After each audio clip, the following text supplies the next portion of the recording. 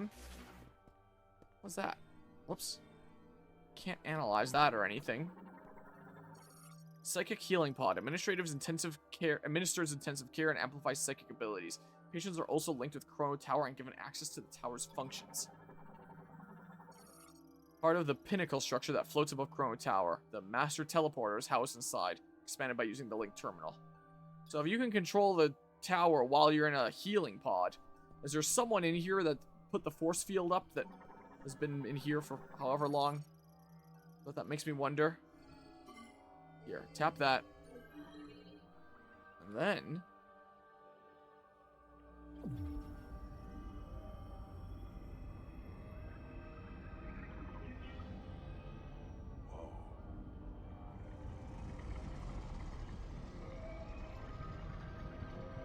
Look at this place.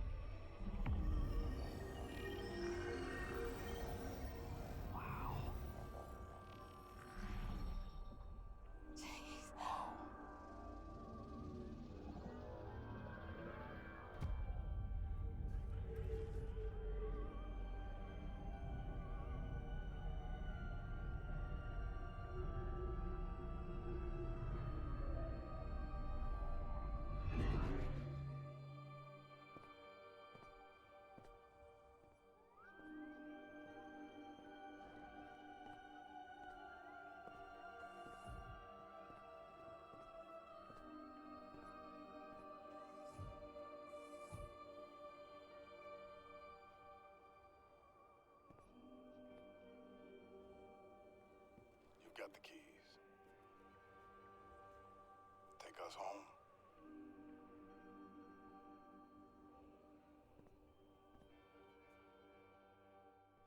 Something's gonna happen.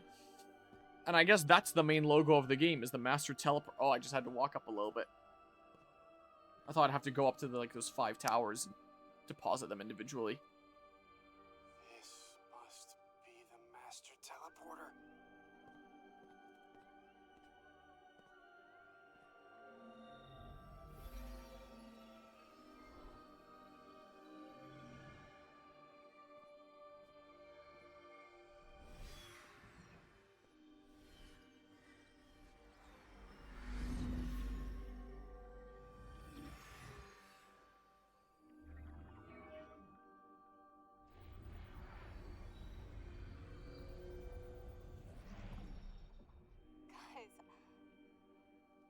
Guys, I can't believe it. We're actually going home.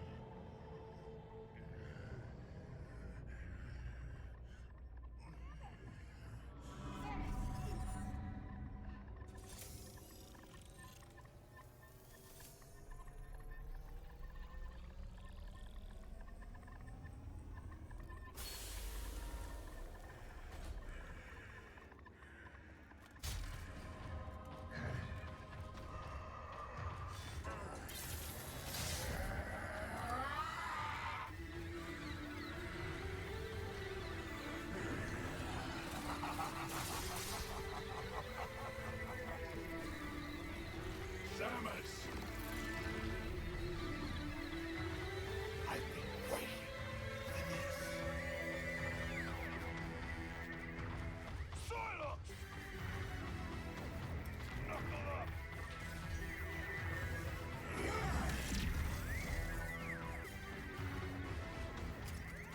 Well, dang.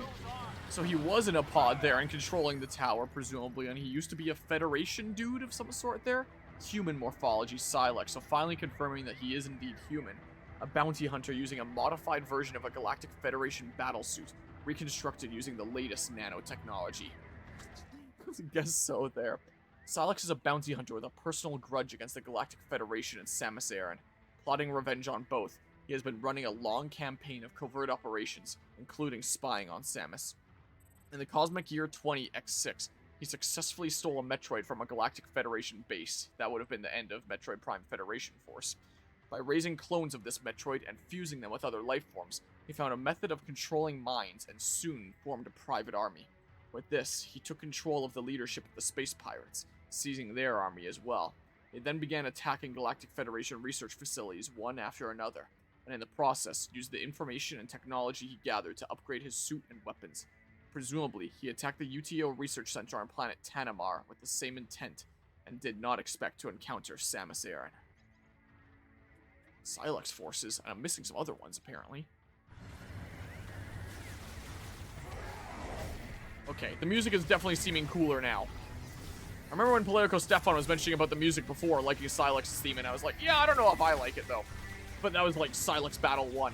But since Battle 2 and now this, it's like, okay, I'm kind of digging it now. Gonna be honest. Oh. Give me that thing. Yoink. Sure seems like. I thought he had 3. Oh, he did have 3. I was about to say, I don't remember taking down the second one. One more was down than I thought should have been the case. So, I mean, my emergency 3D printing advice, what be going on there? Okay, do that. Yoink. Oh, that damaged me. Well. Super Missile is probably the way to go. Right? Oh my. Okay. Ice shot? Maybe? Would that be the way to go here? Maybe? No idea. Not a clue. Yeah, I've noticed that too. Whoops, dang it. I was trying to lock on so I could dash, and I couldn't lock on there. I can't dash if I'm not locked on. There we go. Come on. Come on. Definitely have a bit more health now.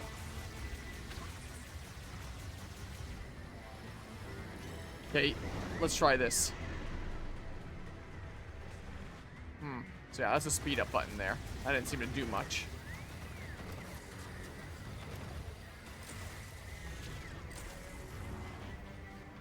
Oh, back to this. Okay. Got home and presents from my grandma's Christmas gathering. And yeah, present from one of my grandma's Christmas gathering. I was at work, so I couldn't attend or on my bed. Happily opened to find glow-in-the-dark filament. Now, I heard that glow-in-the-dark filament is highly abrasive and will shred my 3D printer's brass nozzle and gears and shit. Have you 3D printed glow-in-the-dark filament? Yes, I have lots, actually. Want to see my coolest filament? It's a glow-in-the-dark rainbow. Show you. Behold, the most expensive 3D printing filament I own. Glow-in-the-dark rainbow.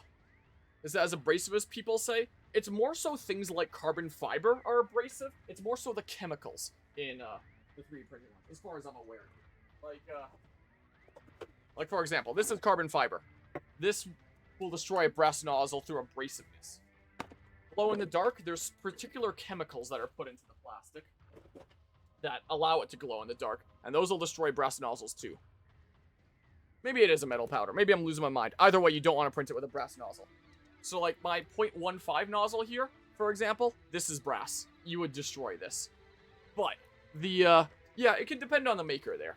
I would not print this through this unless I was willing to let this get destroyed, which some people do on purpose, because brass nozzles are actually just so dang cheap and you can buy them in bulk for really cheap. What some people do is they'll do like prints of something like that through a brass nozzle, and then every time they do a print through it, you know, toss that brass nozzle, put a new brass nozzle in, do another one, toss that brass nozzle, put a new brass nozzle in. So some people actually do that on purpose. So while you can print it through a brass nozzle, yeah, you're gonna wreck your nozzle and it's gonna screw up future prints. So you can, and you can treat the brass nozzle as a consumable that you just swap out. Some people do that because brass nozzles are really quite cheep. The wrong layout here. The nozzle that I have running in there is a hardened steel nozzle. It's a bamboo nozzle is what it is, which that is not a bamboo printer. Bamboo nozzles are only meant to be used with bamboo printers, but, you know, crimp some wires together and do whatever the hell you want, pretty much. So, I'm confident printing something like this through that because it's a hardened steel nozzle. If you get something like a hardened steel nozzle, you will be able to print stuff like that. And technically speaking, you have a brass nozzle and you want to print something like this, you can do it, but you should treat the brass nozzle as a consumable. Toss it, put another one in there. Which, brass nozzles are cheap. Like, you can if you want to do that, if you're willing to buy, like, brass nozzles in bulk to make it worth your while. But I honestly prefer just getting a good nozzle that can last a long time, and you can just, have at it printing whatever for a long, long time before it wears down. So hardened steel is a good way to go. I think I paid $45 for, like, Canadian, for this nozzle plus heatsink and, the wires, like, the whole assembly there, not just the nozzle. Brass, it's really easy to get just nozzles. I'm pretty sure I could have gotten just a hardened steel nozzle as well, but, I wanted specifically a bamboo one, so I got the nozzle with, like, the heatsink and all that, and the wires, the whole assembly there. Not this assembly. This assembly is 3D printed, but you know what I mean.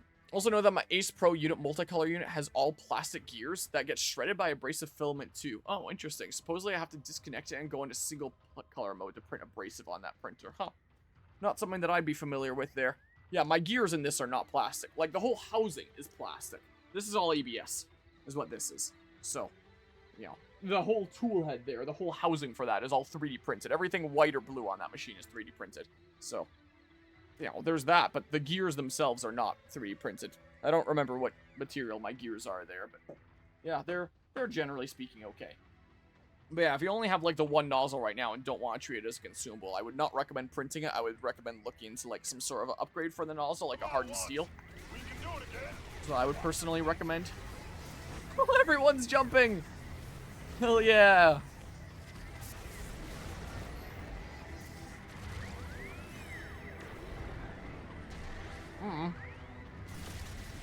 Oh, yeah, it is more arms, isn't it? My goodness. Okay, please. Nope, not getting me with that. I'm gonna get you with this. Dang it. I screwed it up, didn't I? Ouch. Nope, saw that coming. So yeah, do definitely be careful if you're using anything like carbon fiber, glow in the dark. I don't remember if glow in the light is one that, is another one that you have to be worried about that, probably. Just best to be careful about that kind of stuff. So yeah, I got my brass nozzle there just so I can print that kind of stuff and kind of forget about it, mostly. Of course, the day will come that I have to replace my nozzle again, but it should last me a good long time. You can get all sorts of fancy schmancy nozzles. If you want to go really fancy schmancy, you can get like a couple $100 nozzles that will last a long, long time, and you can make like whatever you want out of. You can get real fancy with it. Okay. Whoops, dang it. I'm bad at video games. Okay. They probably eat so much damage and then the thing goes up. Never mind, it actually is time-based. Wow, that is surprising.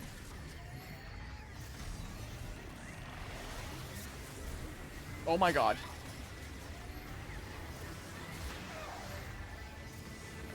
That's my regular shot, not my fire shot. What the hell is wrong with me?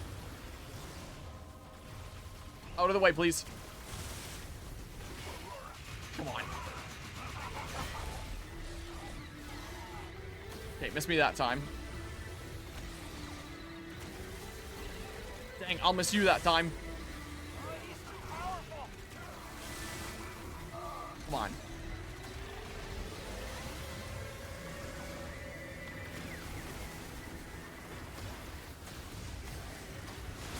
Dang it. I don't know how well this fire is working out for me. It really seems like it's just survive. He's gonna Beyblade again. Okay, come on. Yeah, quite the power-up you've gotten since Metroid Prime Hunters, huh? Isn't it, dude?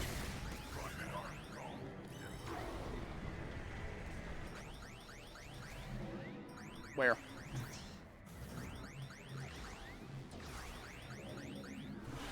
Good vibes, good vibes. Thank you. Okay, come on. Good vibes. Help me out here, guys.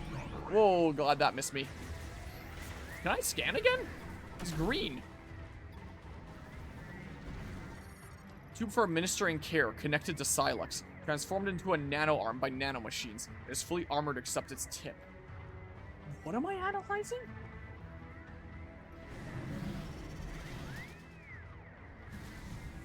The arms, I guess, there?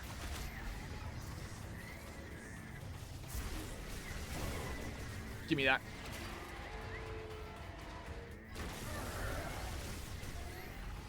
Okay.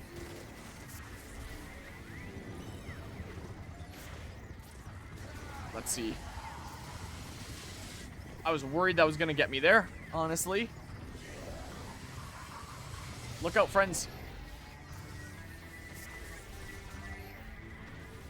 Let's see. Come on in there. Okay, one more here. While I've got the juice for it. Yoink. I'm taking that. It's mine now. Give me that. I'll take these two. I'll take this too. Yoink. Man, that reaches far. Pretty nice. Pretty good. Nope. Whoa. You were getting dangerously close there, aren't you? Come on. Give me this. I'll take those. Sweet. Come on. And then I'll take that. I said I'll take that, please. So then. Here we go. I can get a couple super missiles. Okay, now just pumping what I can. Maybe I have to match elements.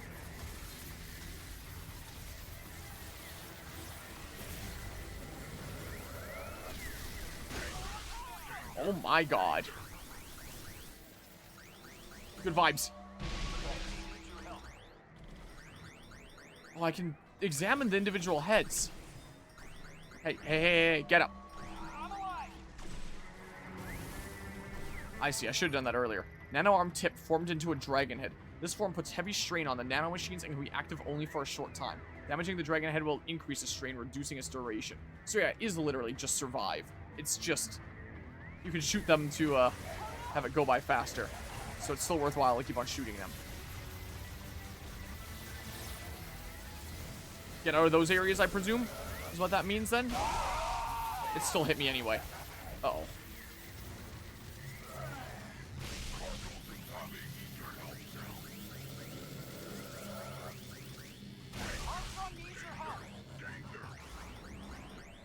Hey, good vibes. I die?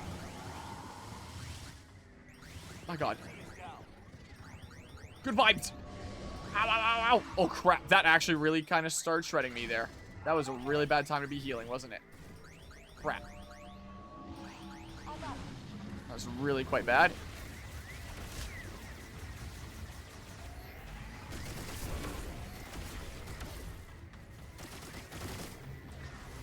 Give me that.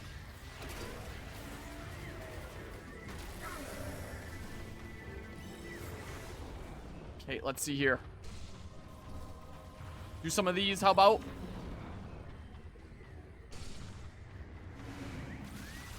Come on. One more? Okay, that one was a little bit of a waste, but oh well. Nope.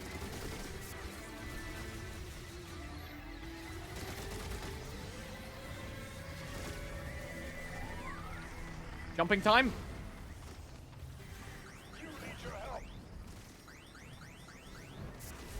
Yeah, so it's not gonna do anything there. Give me that. Yoink! Dang it! You grabbed me while I was yoinking, or you smacked me while I was yoinking. Good vibes.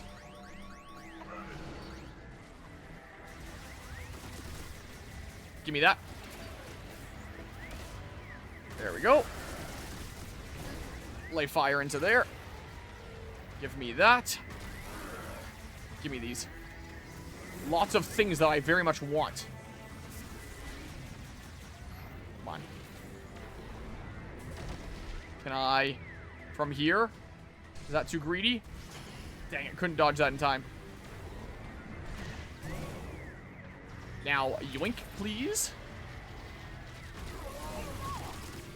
Okay. One more. Now just regular missiles, because I think I can only get 2 super missiles. Oh. Cutscene. Had enough? Oh, I'm just getting started.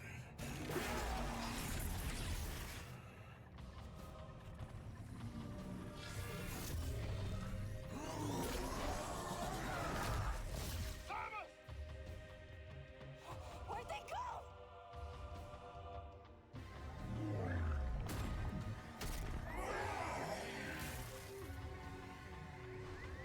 What the? Free emote engage. Press R to recenter cursor. Okay, here's the whole motion control aiming. Okay, this is different. This is like the whole falling and fighting Ridley thing in Metroid Prime 3. Is what this is like. Do charge shots so I get these things. Well done being the first phase without a mission failure. Many players by some included got a mission failure here due to an ally death. Well, that almost happened. I was trying to heal, and then I got kind of put through the blender. Okay, come on.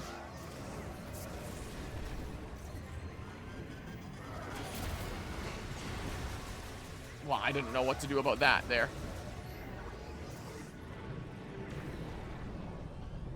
Do I hit him or something like that to make it go away?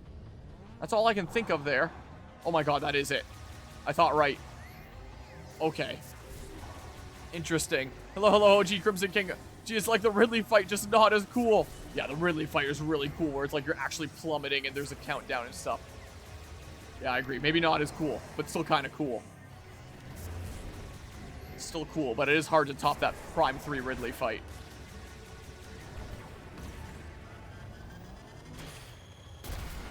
Super missile to your face. Okay.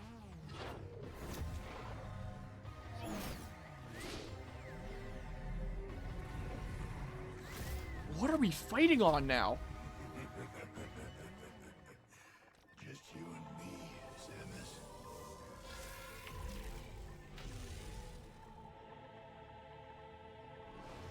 Come on, let's get this over with. Can I analyze them here again? Would it make any difference? Oh my god. Nope. Okay, well. No. This is pretty cool. I do like this battlefield. I have no idea what the heck it is, but it is really cool. Where'd he go? What the heck? Whoa. He's got his own little Morpholic thing?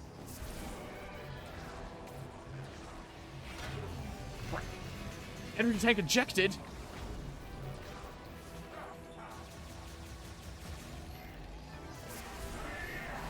Okay. Come on. Okay. Use the super missiles while I've got him, I guess. Sweet. Whoops, I messed that up. Released that a little early. The super missiles feel so good in this game. Go ahead and cancel that. What the heck is this? Can I analyze that? It wants me to analyze that, yes. Miniature black hole generated by Silex. It draws in firearm attacks and neutralizes them. Only the control beam and the will of its user can resist the black hole's pull. Crap. Control beam, huh? Whoa. Okay, I do have to fight it still. So don't take this fast. I'm gonna have to fight it. Yeah, hence the will of its user part. Oh, okay. That's probably not a bad idea. Oh, he jumped out of it. That is a good heads up. Appreciate it. Okay.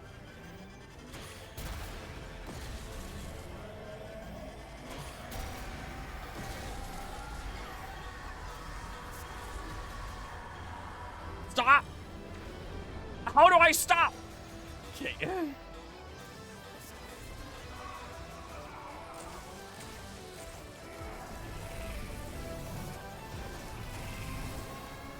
Some of that, maybe.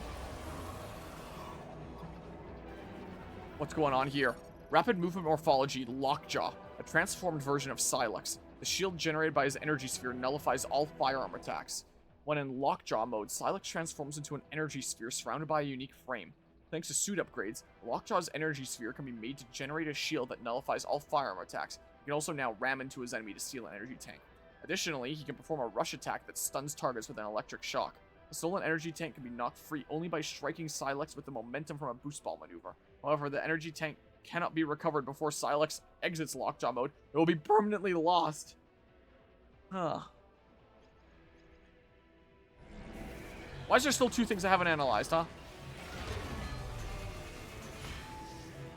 Well, I got him with the thing, too. Damn it. Damn it, I can't stop getting hit. Shit.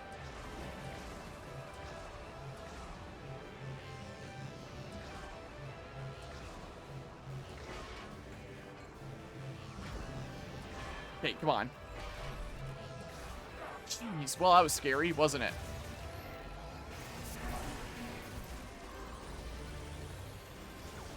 Hey.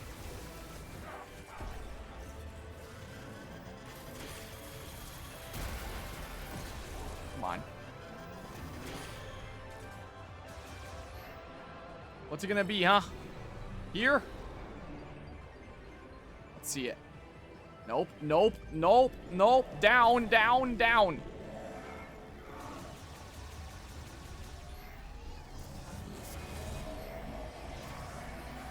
What the heck? I don't know what to do about that. I really don't know what to do about that one. Guess I just have to dodge it in the first place. I'm clearly sucking at it.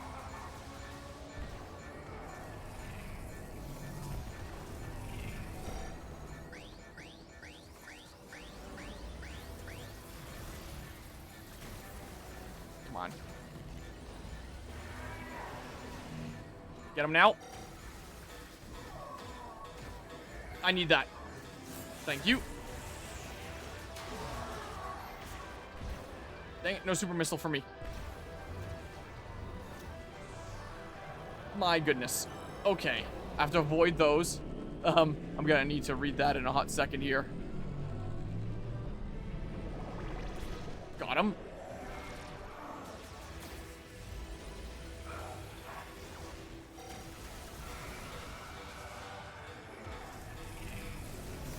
Come on.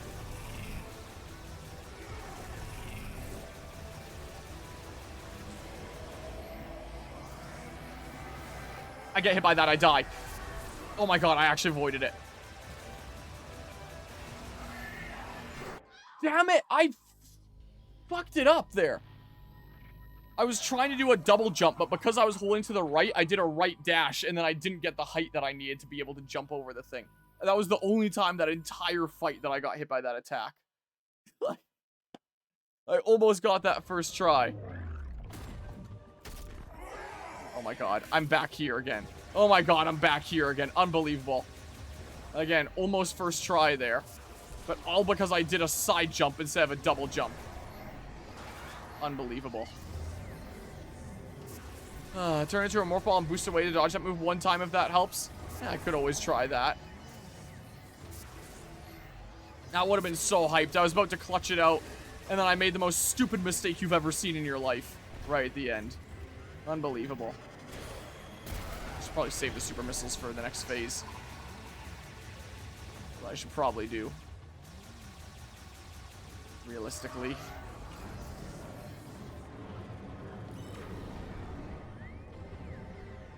Okay.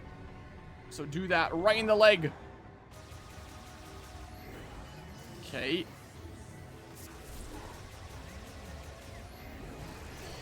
Nope, please. Just do regular shots in this phase, I think. I can't skip this one. There we go. Come on. Okay. I guess it turns out you can. Interestingly enough. Yeah, that's an easy one to dodge. And I just played really badly there. I need to rescan this.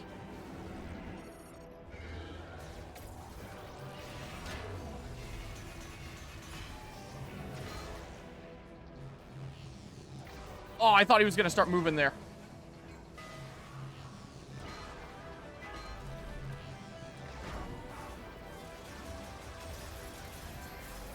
Come on.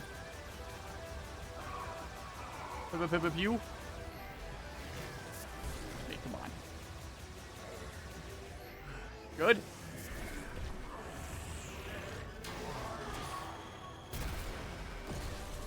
Didn't seem like it did much. Never could figure out how to dodge the lockjaw attack myself, even if energy tank recoverable is doable. Yeah, it seems kind of weird. Like, maybe you have to boost ball away at just the perfect time. I'm trying that as best I can. Hey.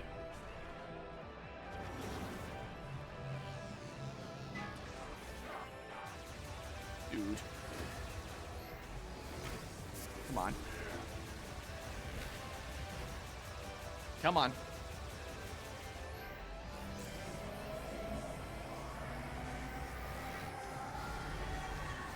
Okay, all about timing there.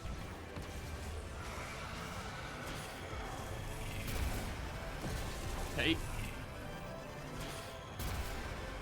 Whoa, it homes in, but not enough.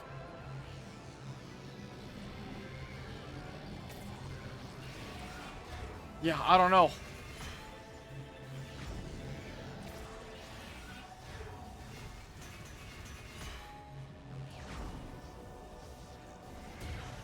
Power bomb. It was an idea.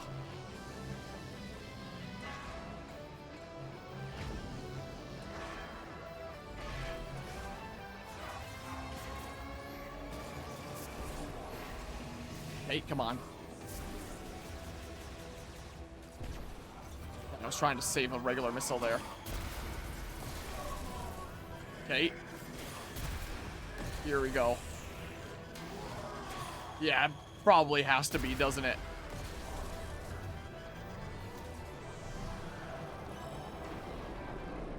Let's see here. Maybe I navigate around this way. And then right into him that way. Okay. Almost there.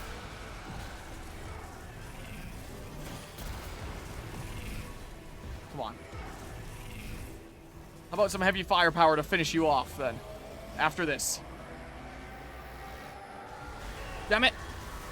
I kill you first. No, he's draining my health. Oh, my God.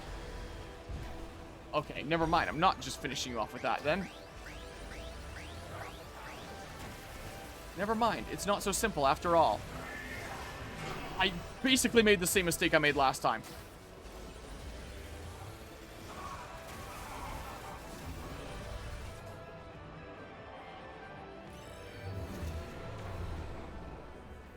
Okay.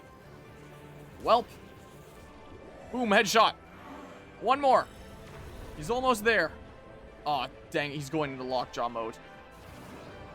No, he's not. He's doing that one. Just finish him off. I don't care about a cool finisher anymore. Just get him. Damn it.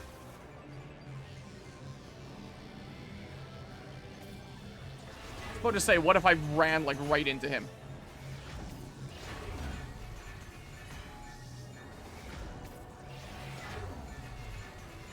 This is really quite scary, isn't it? Yeah, I just ran it. Are you shitting me? He was one shot of... Okay, whatever, man.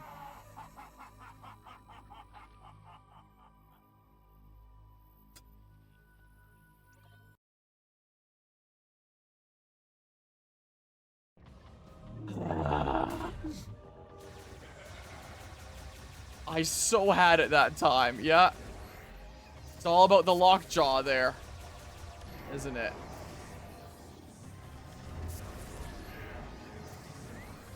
I feel like I so have this fight down now, minus the lockjaw and minus the super drainy grab to an extent. The rest of the fight I have down. But those two things give me a lot of trouble. Stop. Oh my god, how do I get out of that?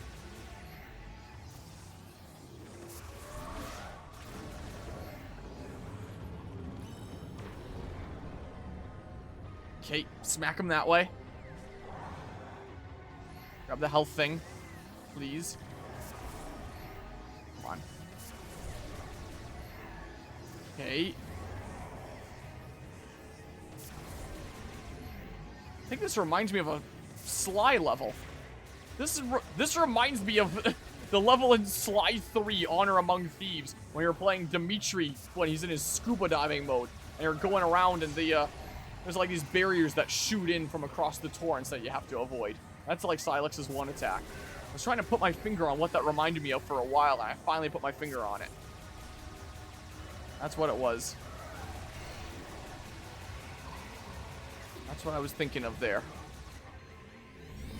Okay, skip the thing. This time I've got to be a super pro at this. Surely. Okay. I actually played Sly Cooper. I hear the series was definitely dope. It was for like the original trilogy. It was meant to just be a trilogy. But then another set of developers came in, made Sly 4 when they very much ended the story with 3.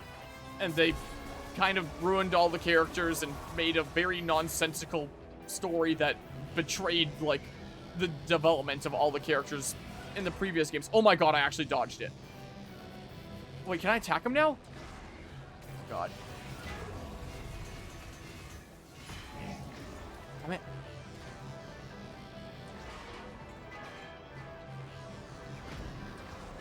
How am I not? What the heck? Why does that keep damaging me? I really hate enemies that damage on contact. Especially when I need to contact him to damage him, but if I don't do it in the right way, then he's damaging me. Kinda sucks. Okay.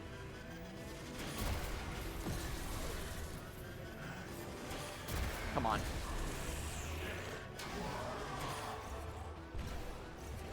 Come on. Let's see here. Whoops! I should not have been holding forward on the stick. Look, none of the orbs have even come out yet. Come on. Come on. Just super missile him a bunch.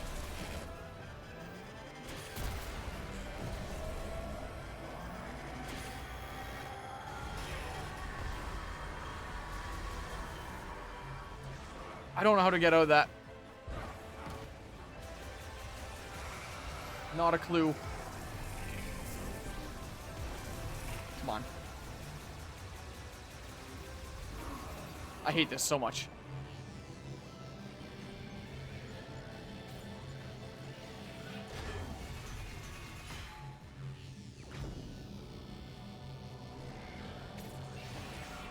It's so hard.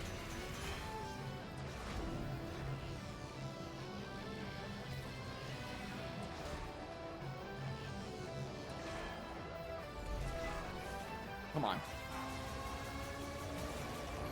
Forward dash. Come on. Nope. Not this time.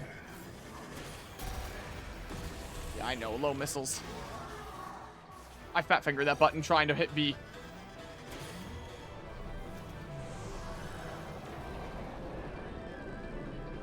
Okay, this is fine. Come on. What's it gonna be?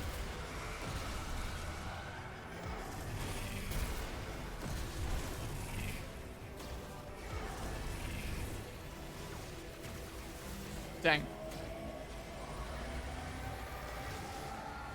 Whoa. Okay, dodge early is kind of the way to go on that, I think, then. Blast us all right into him then. Ish. Where to, huh? Dang, I keep holding forward. I got a little overexcited there. Here we go. Here we go. The game ever explain how Silex got so damn tough? Not as far as I'm aware. Uh-oh. This is how he screws me right towards the end. Dodged it. Nope. Can't hit him there.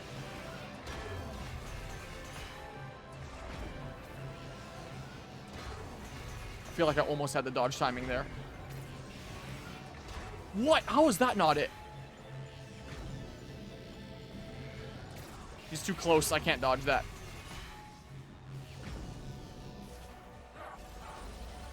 Okay.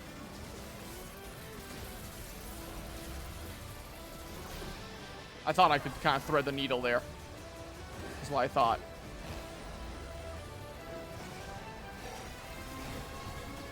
There. Maybe.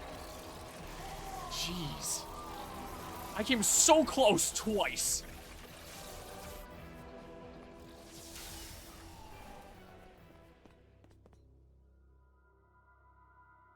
No body, no dead.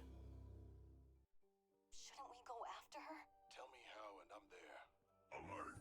Spatial anomaly detected. Great. What now? Here we go. Be ready for anything.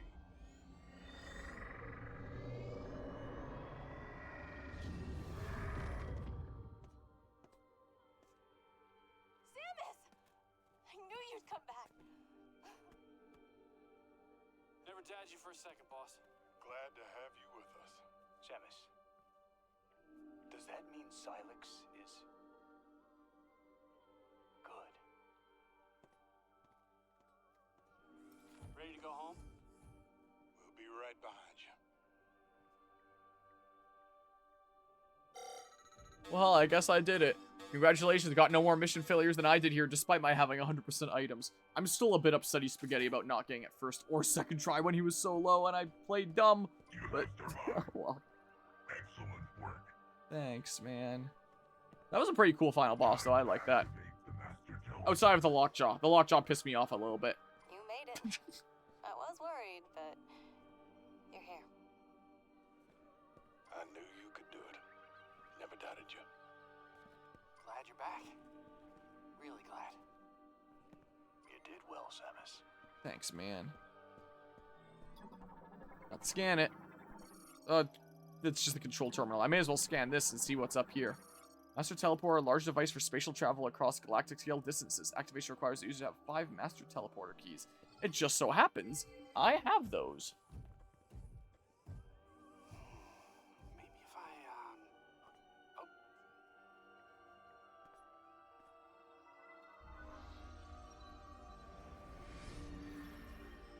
Oh, your crystal powers the teleporter. It only responds to you. Wait, is that Veros?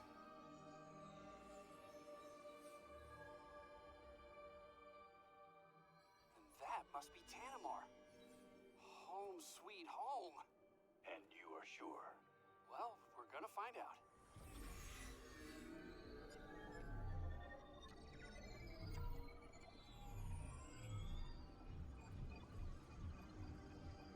You did it. We're really going home.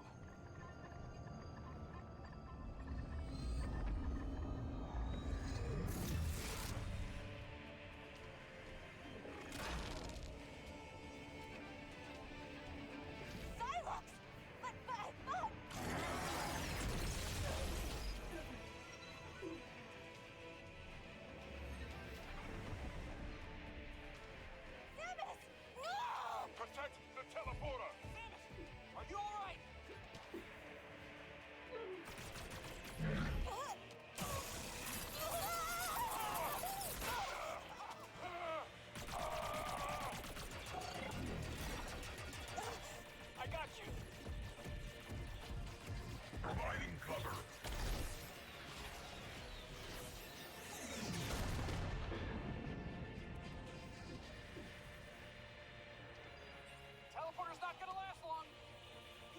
jump while you still can.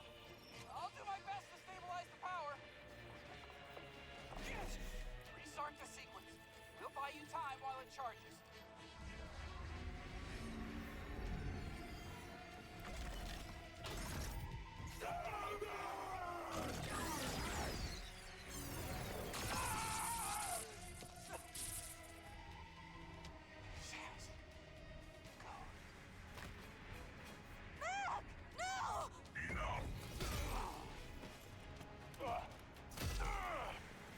Enough.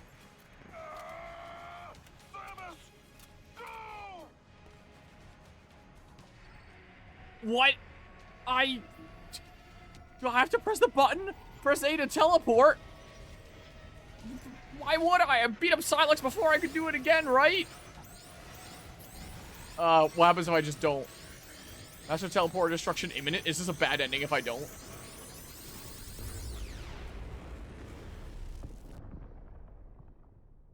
So I guess that tells me that I have to hit the button there. Yeah.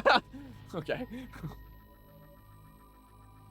Yeah, I knew with some of the ways that they were talking there that if I have to refight Silex, I swear.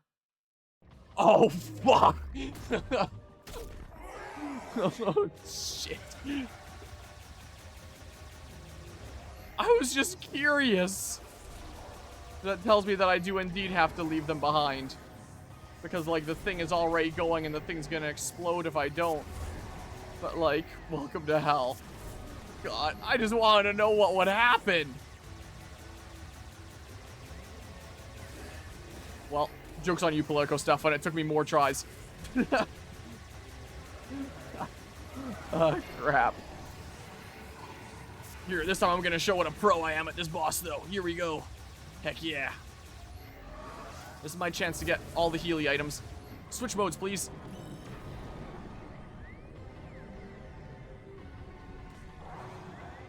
Okay, come on.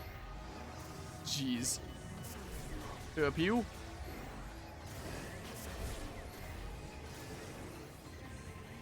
Come on.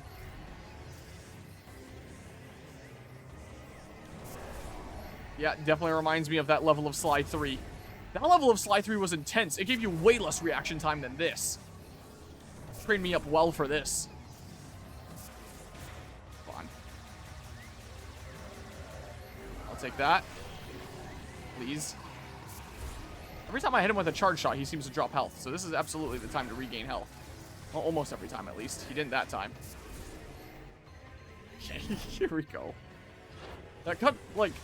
I'm starting to understand now why people apparently don't like the ending of this game. But that one cutscene with Silex fighting there is super cool, I will admit. Very well-made cutscene. I love super well-made, like, action fight cutscenes in games. And that one definitely got me immersed. Admittedly, I could have saved you the trouble and with the teleport, but didn't want to spoil too much. Anyways, got 3 of 4 mission failures through all phases altogether. Look, I actually dodged that. Wow. Eh. Oh well. I was curious. Oh, I probably could have attacked him there, huh? I almost dodged that, but he freaking ricocheted off the wall and hit me anyway. Damn you!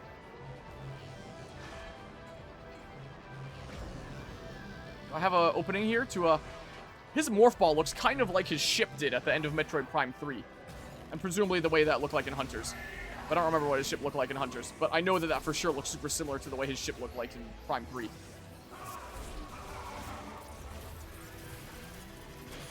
Okay. Sweet. Perfect time for that stun there. Whoops, I fat-fingered the Y button again.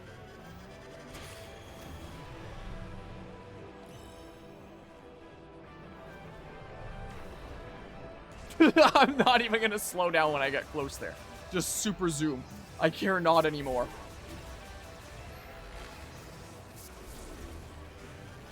Okay. Kaboom. Dodge early. Dodge early. I dodged too early.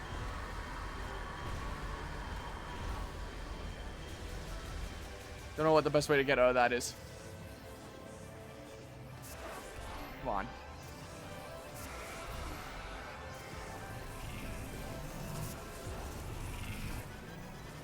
Okay. Stop dashing around there.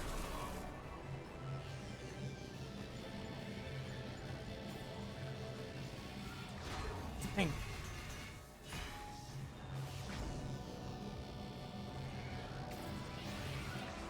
How the heck?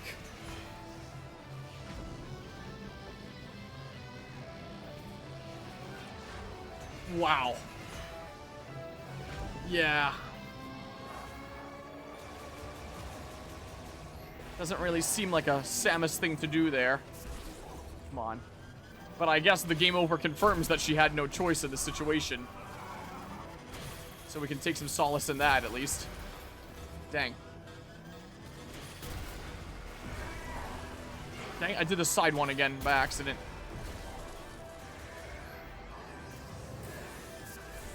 Come on. Come on. I had a feeling you were going to do that. Super zoom. See if I care. Oh my god, I almost got it with the super zoom.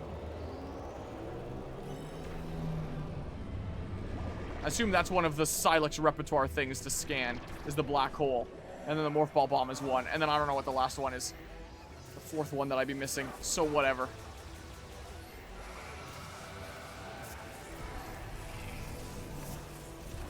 Okay, come on.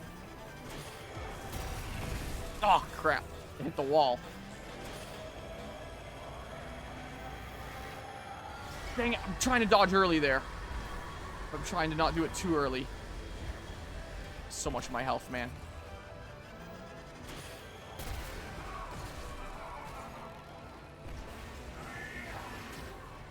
Come on. Stay still. Woo! He ran right into me.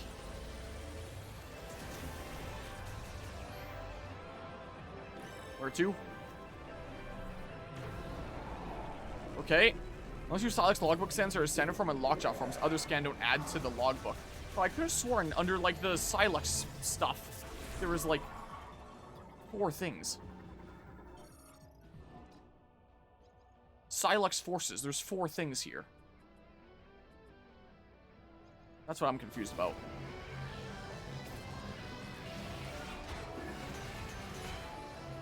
Of course he does this to me right at the end again. I'm dodging it, but the ricochet gets me. So I was trying to hug it in a little bit that time, and that didn't work.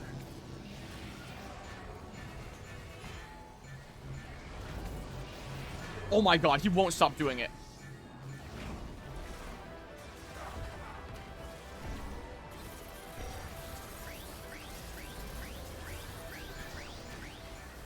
Please.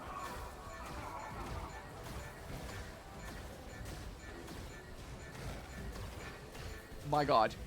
I almost lost to him again. How unbelievable is that? Other 2 Silex forces scans in this game are the standard Space Pirate. Oh, and the first box Abrax, both of which can only be scanned in the prologue. Oh, I'm surprised I didn't scan that then. Shouldn't we go after her? Tell me how, and I'm there. Guys, step on quickly. I guess they do step on in a sec, but then they have to dip out. Yeah. Well, I guess let's see it. Press A to teleport. Hey, Samus.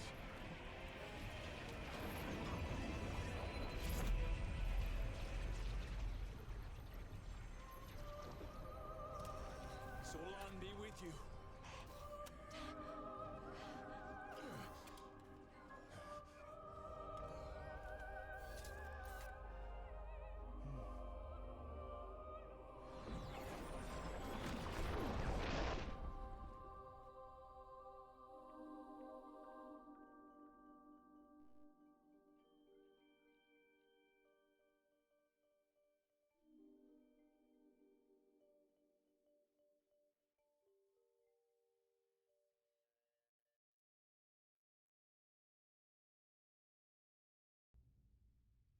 What?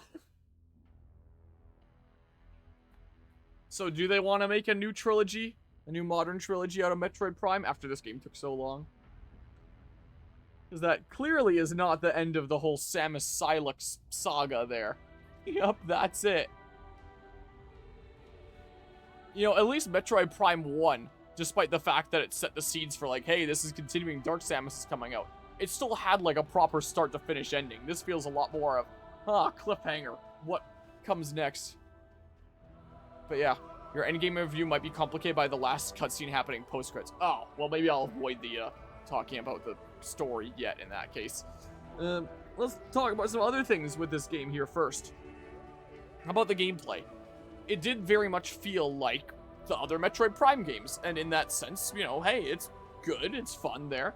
It definitely feels like a game that wouldn't normally come out nowadays. Like, it does feel like a GameCube era, kind of bygone era shooter there that, you know, has a little bit of a nostalgic feel to it. That's like, yeah, that's interesting. They don't really make that many games like this anymore. I mean, I haven't played that many shooter games from that era and what they would be like today, so maybe I'm talking on my ass there, but that's at least what it kind of feels like to me.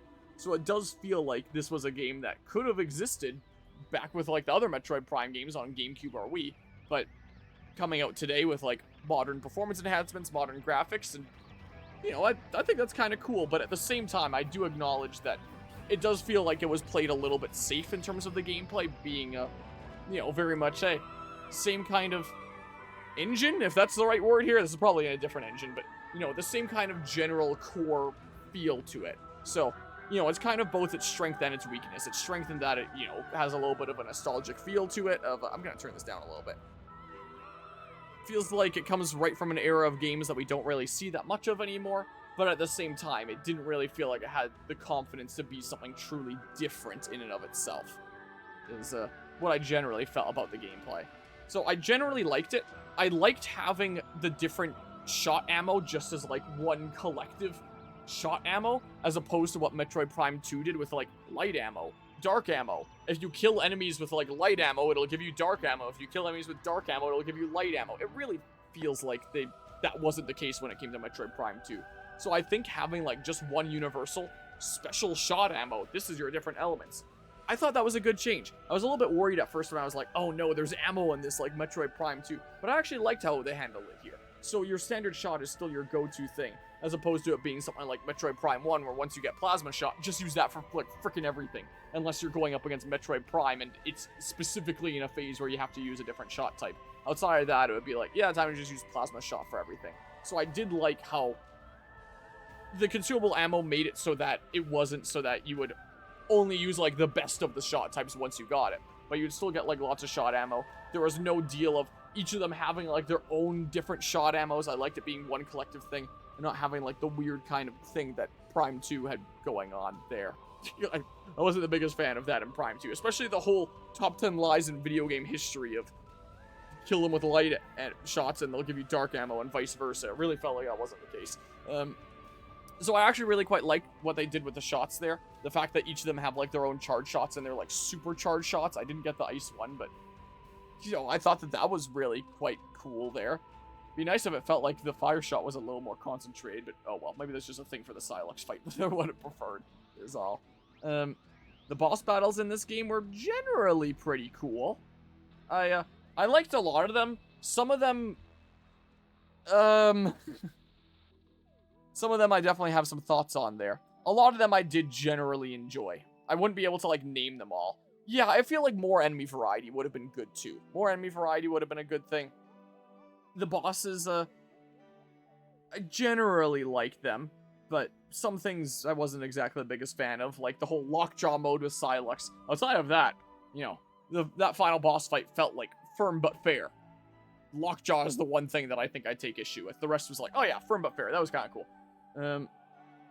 The whole fighting the Molduga, I'll say, in the desert there was just the same repetitive thing over and over again. So it had like a lot of novelty at first, and going for like the first couple hits, where it's like, oh, that's kind of cool, I'm doing a boss battle on the bike. But then when you realize you have to do that like 10 something times and the boss doesn't change, it does get a little bit repetitive there. It was a similar kind of thing when we went up against like the lava worm dragon-y kind of thing, where I kind of liked the second phase there a bit more. The first phase was like, whoa, cool novelty, like going around on the lava bike doing a boss battle, but all you had to do was just try not to be hit by him in the path he's already going. He didn't really go at you. He just kind of swam around while you had to target the targets. So You know, stuff like that has a lot of novelty at first where it's like, oh, that's cool, they're gonna do something with this. But then it's, you know, it doesn't really get much deeper than what it seems like at face value. And it's like, okay, well, that's a little bit disappointing there, I would say. Yeah, I feel like they definitely weren't as memorable. Like, there was definitely some really quite memorable bosses with the past Metroid Prime games. Like, this game, on the other hand, you know, it had some pretty alright bosses, but I feel like a lot of them felt kind of samey-ish in a sense, and, like, a little bit repetitive in a sense. Especially with some of those ones where it's, like, one particular gimmick. Especially with the bike there, where it's like, okay, this isn't really challenging. Just drive around, don't get hit, and hit, like, this one target. So I wasn't exactly the biggest fan of that.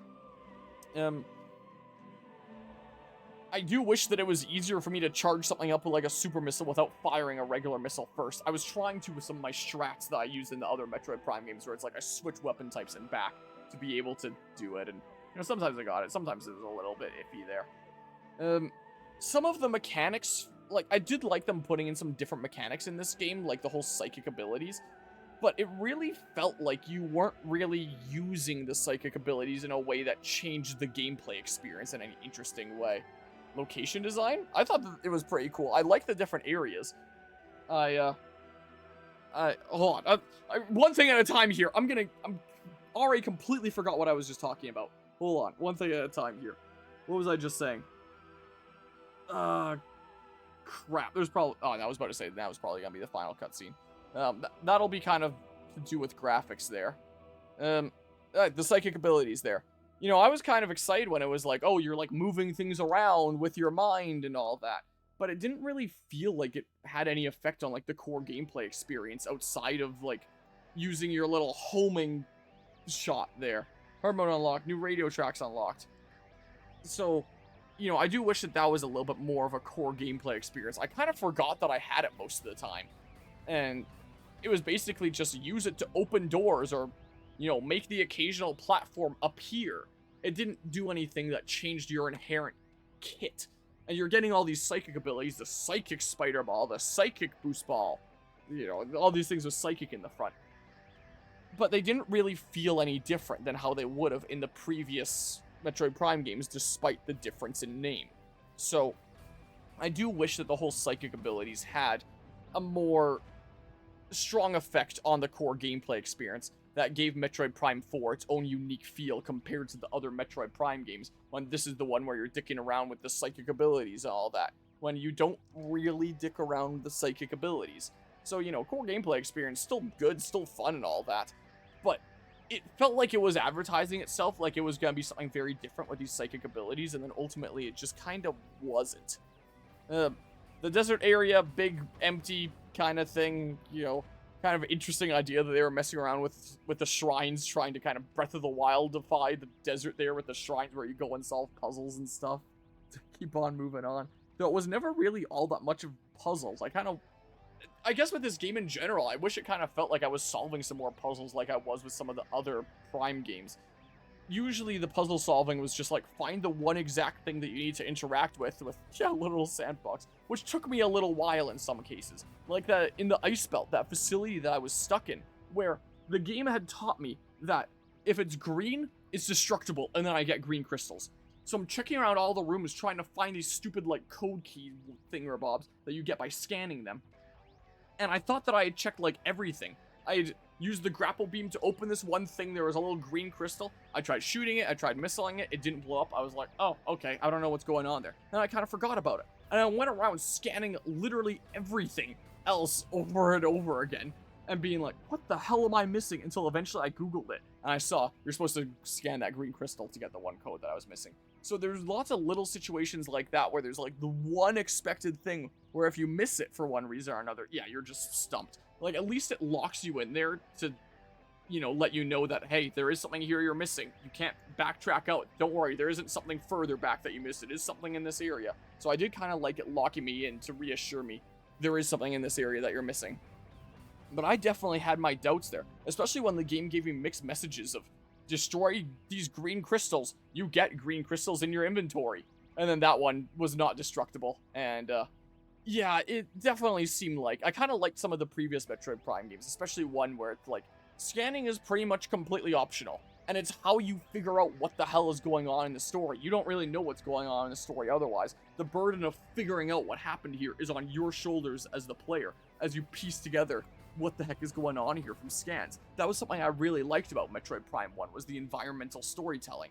That was, a completely optional thing for you to engage with. I mean, you would, figure out a decent bit of it just by playing the game without scanning anything, like the Crash Pirate Frigate and, exploring through that. Like, that is so cool, man. But, the whole scanning and getting, like, the real depth of the story was optional.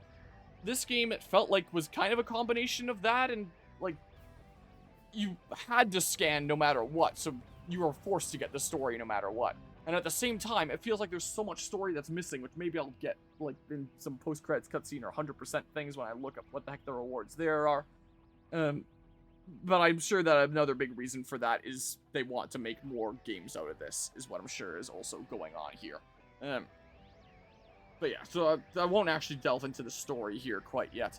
The characters, I thought that they were cool and charming. I kind of wish that I could have seen their faces a little bit more often, like in the hub. Like maybe they have helmets off in the hub and then they feel like a little bit more personable and humanized, as opposed to just one cutscene when you first meet them, showing their face, and then like showing their face right at the end. Kind of reminding you of their humanity and that these are real people in a way. Maybe that was the intention with the plot. I don't know. Yeah, it did feel a little forced into scanning for a lot of the game. But yeah, even Prime 1 is inconsistent when scanning is optional or mandatory. Optional most, but not all of the time. Yeah, there are definitely some mandatory scans in Prime 1, like a lot of the Chozo artifact kind of stuff, for example, that you need to get through to beat the game. This is true. The areas, I did quite like them and the diversity there. Volt Forge is definitely a really memorable kind of place. Lava, whatever the heck it was called. Lava Pool? Something like that. Magma Pool? Something or other there. Was kind of cool, but it didn't really stand out as much as something like Magmore Caverns to me. That one I think I found a bit more forgettable. The mines are a little bit more memorable for what happened there, even though it felt like, okay, the consequences of this are actually nothing, so what was the point of all the allies kind of being left behind and seeming like like you had to go on without them? Flare Pool, that's what it was. I knew it, I wasn't quite saying it right. Like, the only story purpose I can think of to that is maybe showing that they're willing to sacrifice themselves for you and foreshadowing for what comes at the end. Like, maybe those are the two plot reasons. Outside of that, it just felt like, okay, everyone's leaving themselves behind and there's no consequences to this. The biggest issue I took with that segment is it felt like it came out of left field. So, like, the Grievers, for example, they're decently tough enemies that you run into from time to time, but it's only at the mines that this whole rule is established of you use missiles, they'll hear you, and they'll come after you. They come in swarms and rush you down.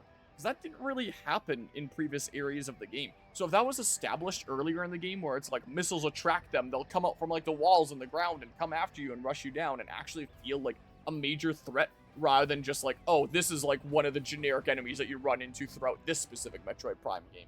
Like, they didn't really feel like they had an identity that stood out to them. Like, maybe I should take that back a little bit. What with the events that happened at Icebelt, finding out that they were Lemorne ones.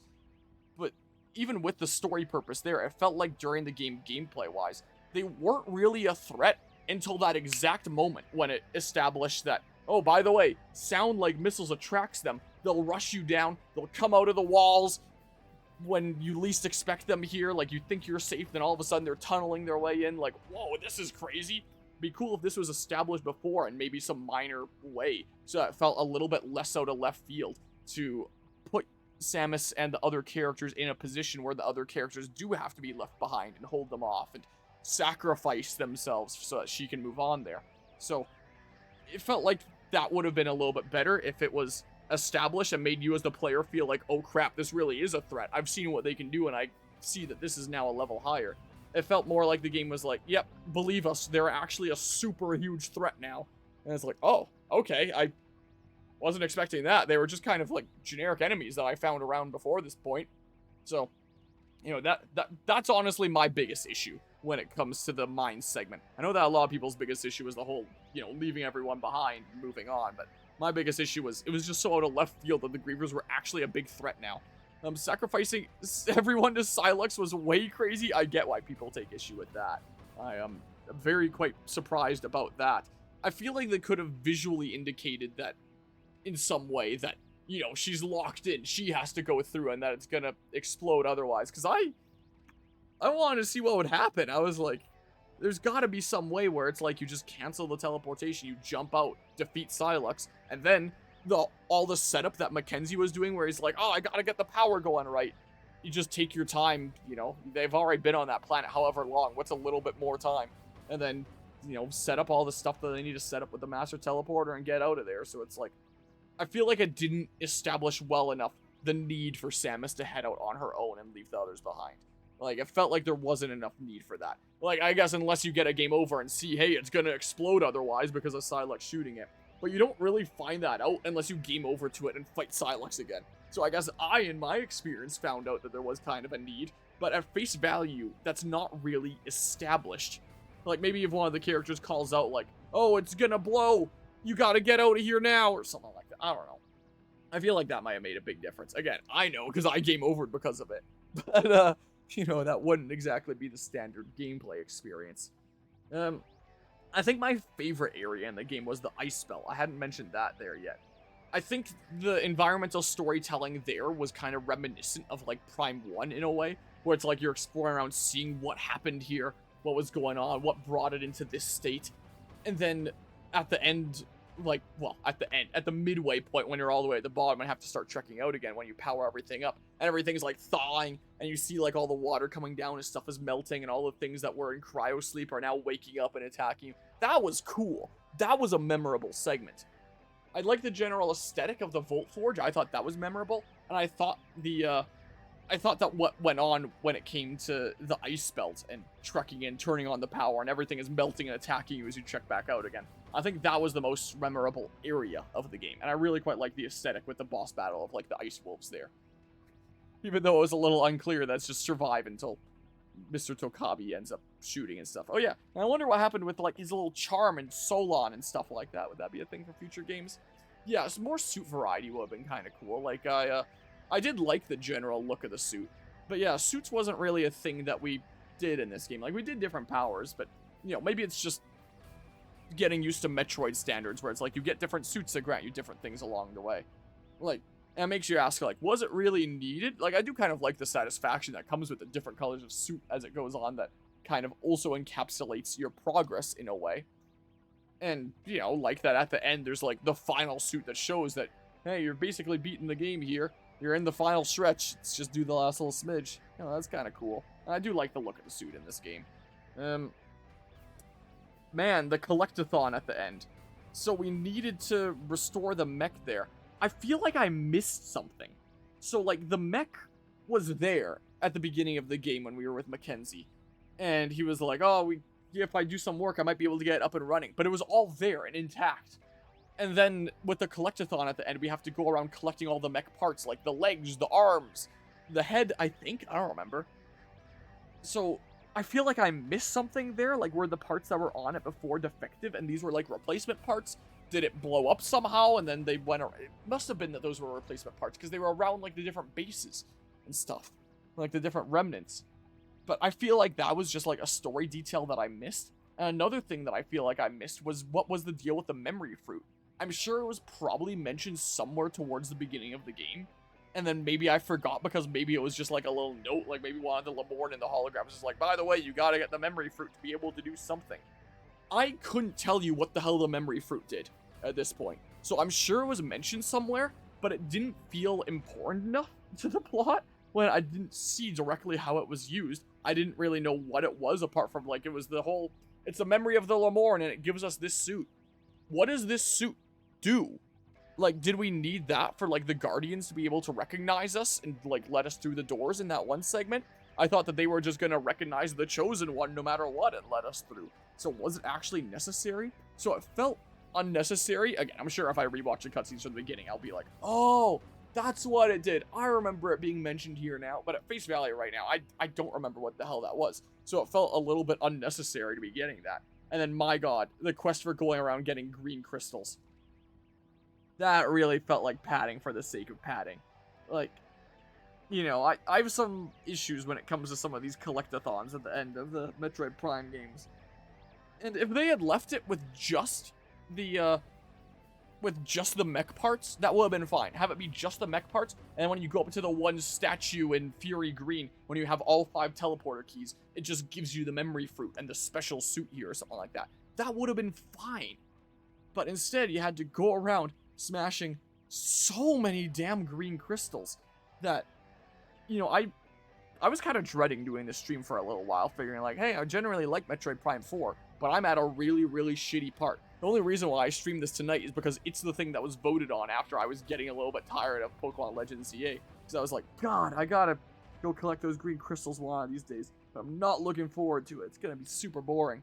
So, if it were up to me, I would have switched to something else tonight. I mean, I'm glad I switched to this and now it's done with. But I was not looking forward to those green crystals, and it took me a little bit longer than expected to get them all. Because there was a couple points where I was like, surely this has gotta be enough. I've broken so many, and I went in there and checked and it wasn't. And I was like, oh my god. And only realized afterwards that I could check my menu for the bar there. It would have been a lot nicer if there was like a tally, like a number that says you need this many to get the memory fruit or something like that. Or like this many until next upgrade or something like that. So you actually have a tally and you have a sense of how many you're getting per crystal smash, how many you're getting per ones of like the power bombs that you're using to blow stuff up, how many are you getting in the shrines. Give you like a sense of scale.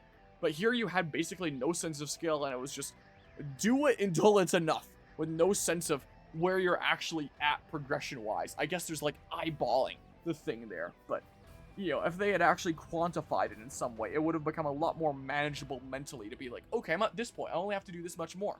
But when I was doing it, and it was just like, my god, I just gotta go until it's enough.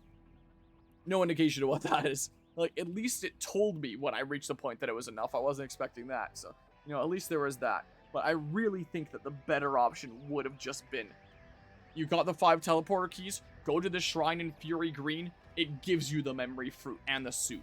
Again, if they're important, because as far as I can tell, I don't know what their importance is. Like, again, I'll probably remember when I rewatch some of the cutscenes like the beginning of the game, and it's like, oh yeah, that's what the memory fruit does. But at face value, I didn't see it used for anything. I didn't see that this special suit was particularly needed.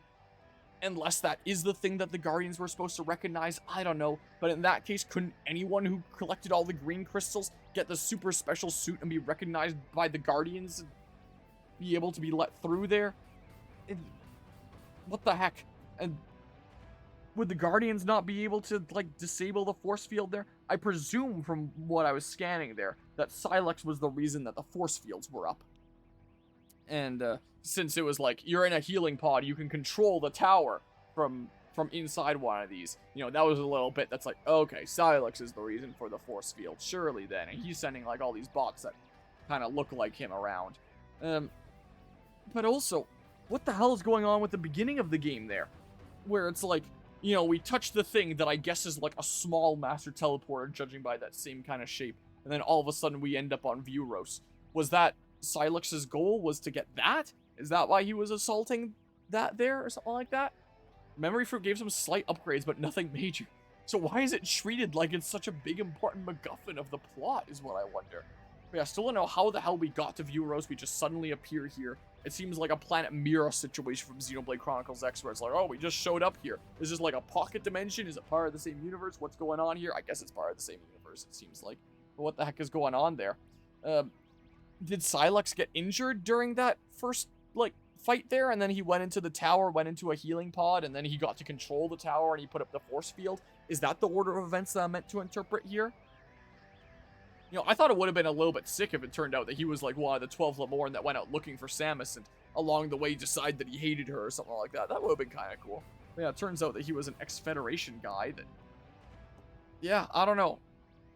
Maybe it'll be explained in future games. So it seems like maybe they're trying to set up a new Metroid Prime trilogy, a new modern Metroid Prime trilogy is maybe what they're going for here. And now that this one's made and they have the engine and stuff, maybe it won't be as long of a wait for the future ones, especially when they don't restart development from the beginning.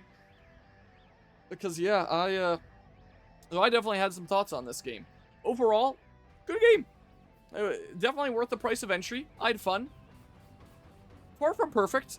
Might be my least favorite of the Metroid Prime games, maybe. I'd have to think about that. But even being least favorite of the Metroid Prime games, still, you know, it's not like any one of those games was bad by any means. So, you say that it's least favorite of those games, but still good, still means it's a pretty dang good game. You know, it's still a good, enjoyable experience there. And I should clarify that when I say the other Prime games, I mean just like the Prime trilogy. I'm not talking like Prime Hunters or Prime Pinball or anything like that. My least favorite of the Prime games would then be like Prime Hunters. I'm not even gonna count Prime Pinball. That's a spin-off there. But, you know, I respect Prime Hunters for what it did, delivering like a small Metroid Prime experience on the Nintendo DS. Like, I gotta respect that. But in terms of raw gameplay experience, yeah, that one would be the lowest there. My favorite is still Prime 1. I think, I don't know if my second favorite will be Prime 2 or 3. Be close between those. I mean, maybe if I think more about Prime 4. Again, there was a lot that I did like and enjoy about this game. Like, maybe I would be able to argue that it beats 2 or 3 in my head. I don't know. I would have to really, really think about it. But at face value, at least how I feel right now, I feel like 2 and 3 are better than this. That's what I feel, at least. Maybe by the time I play other Emma on this channel, I'll be like, you know what? I had some time to think about it. I actually like Prime 4 more. I don't know what I was talking about back then. You know, that's possible. You know, it's not like a outlandish these ones are better. It's like, okay, I can think about it. My mind might change when I think about it there.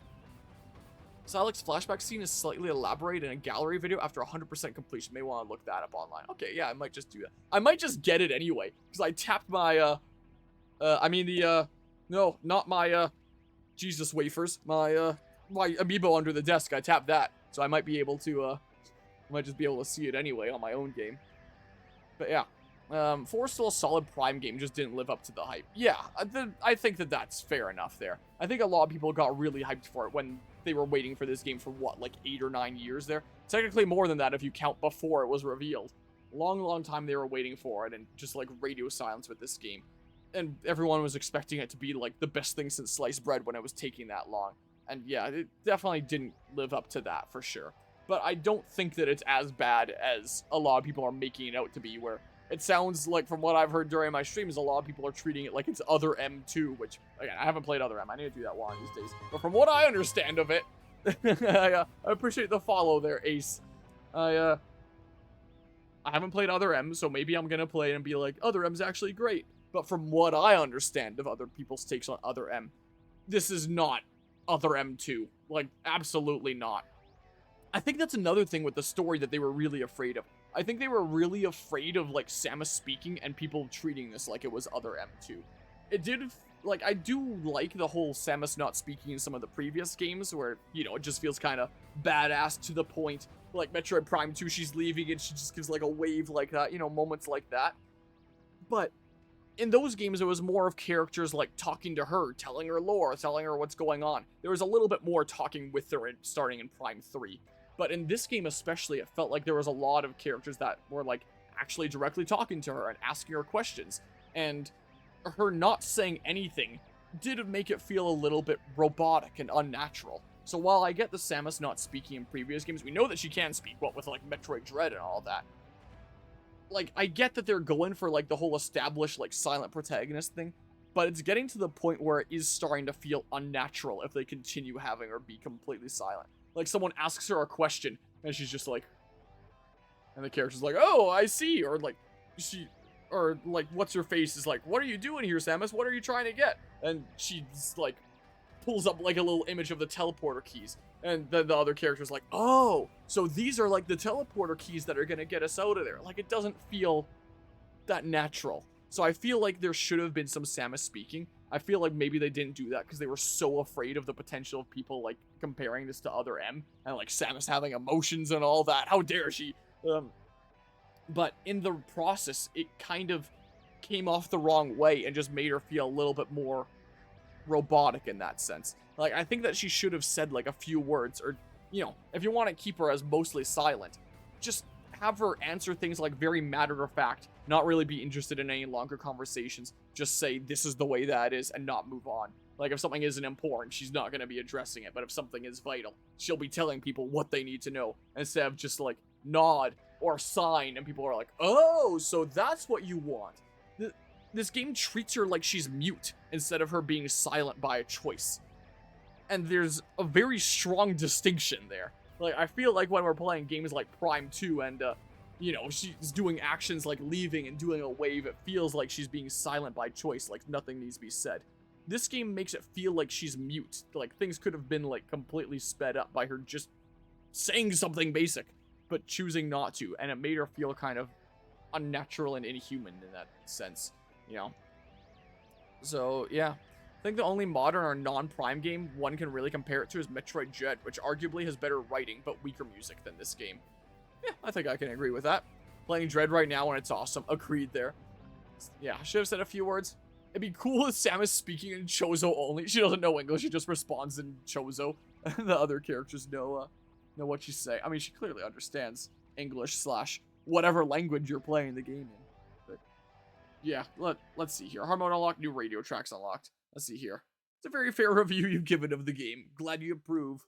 So yeah, generally good, but you know, definitely not masterpiece or anything.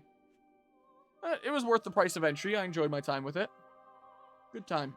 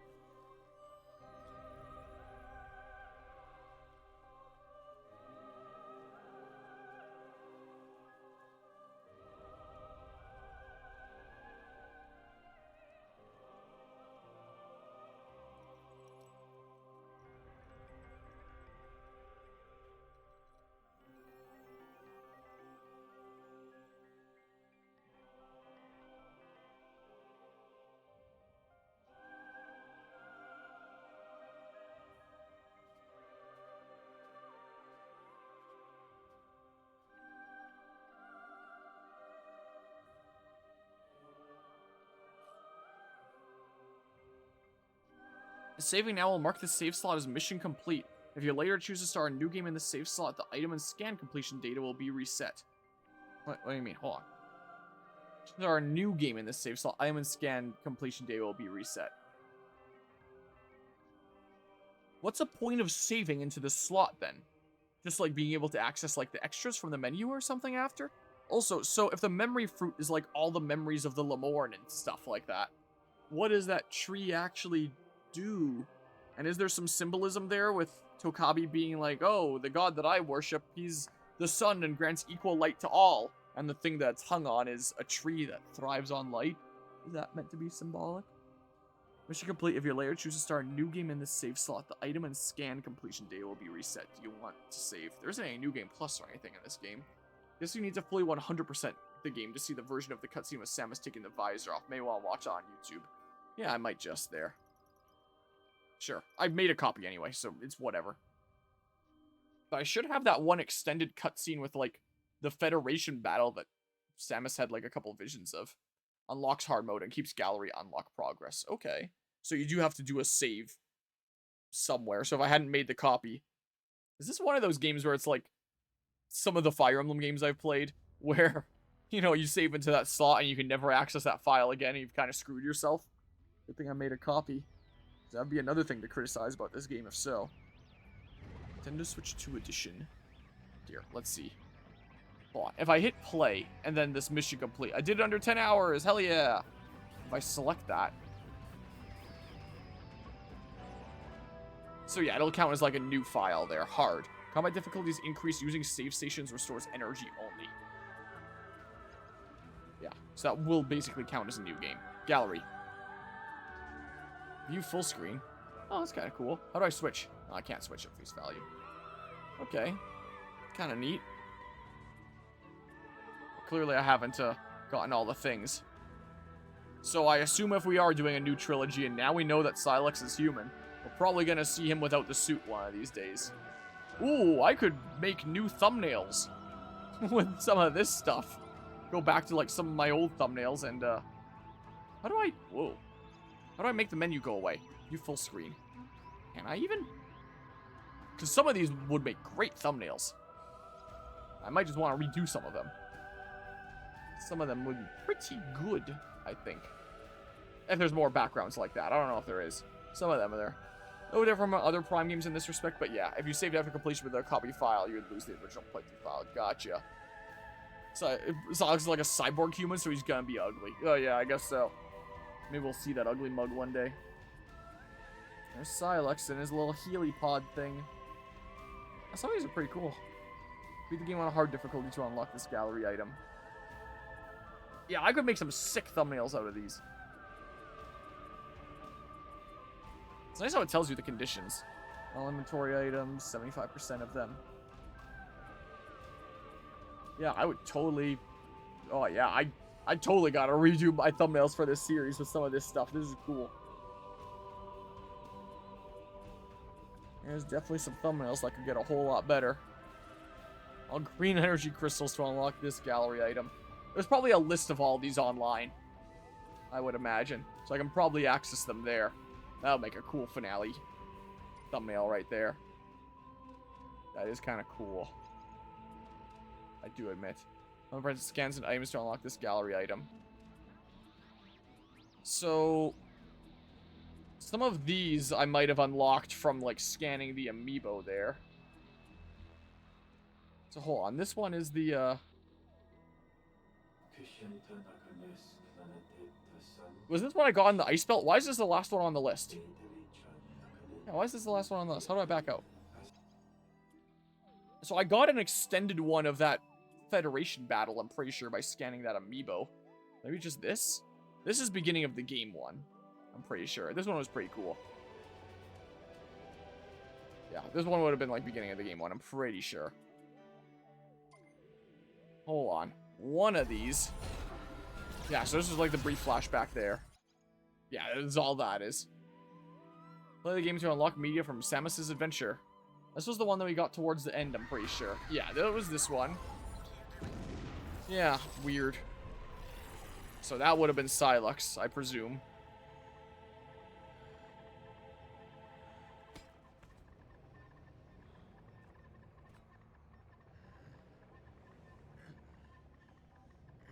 And then it, like, transitions to his hands, which is kind of cool. There's a little Healy pod. But was it because he got injured or something like that in the opening? So is this the extended one that I got by scanning the amiibo? So there's some sort of battle going on here at one point.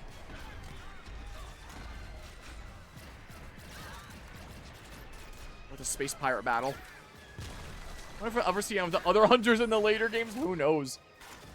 Yeah, the writers behind some of the Metroid games, Silex was the only one that they really hyped up, being like, this character's really cool. We can't wait to showcase him properly. So who knows? Silex they were kind of hyping up for a long time. Commander, what are you doing? I've commanded your troops to hold your position. I've confirmed the pirate's new weapon. If I can seize it. No, I've dispatched Silex, isn't it? team. Await their arrival and join forces. Yes, sir. Orders. Yeah, it's playing Silex's theme there. Sir, proceed as planned. Get me that weapon.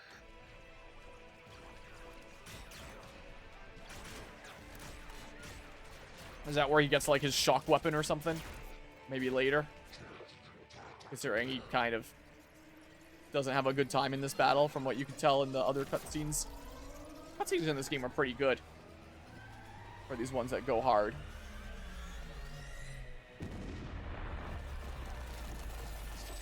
Or maybe that was the weapon he wanted, I don't know.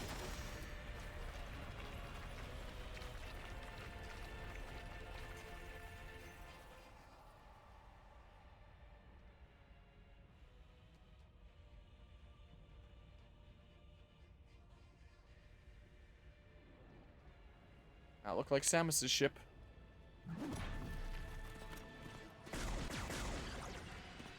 Sound effects sound slightly mistimed, but...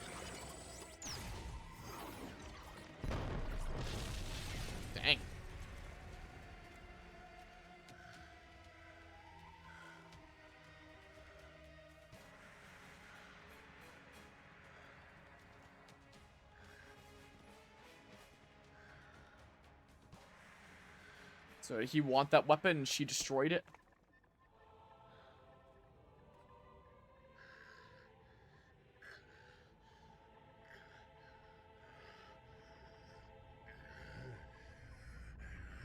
Kind of a lamer motivation than I was expecting if that's what's going on here.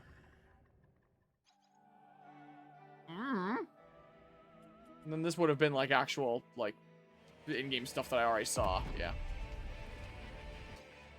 Okay, I mean, saving what? Just that I've seen some of them there? Here. Let's see. Let's have a look at some YouTube stuff, how about? So I'll do. I think that this cutscene is meant to tease rather than fully explain why Silex hates Samus. That could make sense there. He surely does not hate her just because she destroyed a weapon he was after. But probably this was the beginning of the feelings of hate. Could well be then. Because yeah, they clearly didn't want everything to just be answered with Prime 4. Clearly they want to be doing more. Metroid Prime 4 100% ending, I guess I'll look up. Let's see here. All endings bad, normal, 100% secret. Bad. I guess bad is just, you know, what I got, the standard thing. Here, just go to the home screen there. Plus secret Silex origin movie full. Now let's click on this one. This one has watermarks too. I don't mind watermarks. Like, clearly it's not my video, but Metroid Prime 4 if it was good. Ending to Metroid Prime 4 actually explained. Whatever, the Beard Beer one. I know there's the watermarks on these two. Bad ending. Oh, is that the blow up? Maybe if I, Bad ending is literally just a game over. The case. But yeah, Silex did follow Samus at the end of Prime 3, so it's definitely something brewing. Definitely something I want to build up to, that's for sure. Normal ending. Okay, I got both the bad and the normal ending. Why is it so laggy here? 100% ending. Mission complete. Oh, and it's that, like, from the cover art of the game, except a different suit. So the 100% one. Let's see here. How does that compare? Here, just full quality. We'll make sure. I think the only footage you have not seen yet is the version of the post-credit scene with Samus taking off the helmet. Okay, so apart from that, I have, like, the general gist of things, since whole amiibo thing got me that other Silex cutscene. Just wanted to see a 3D Mother Brain. I mean, we technically have with other M cutscene. Yeah, just not gameplay-wise. Unless, I don't know enough about other M, but I know that there's that one cutscene, or at least advertisement for it, or whatever the heck.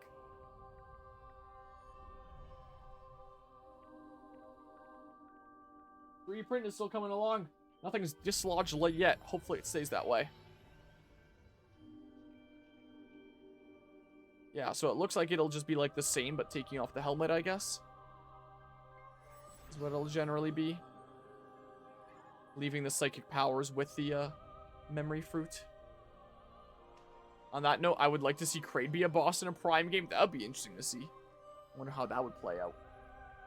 Yeah, also same cutscene, but, you know, you actually see her.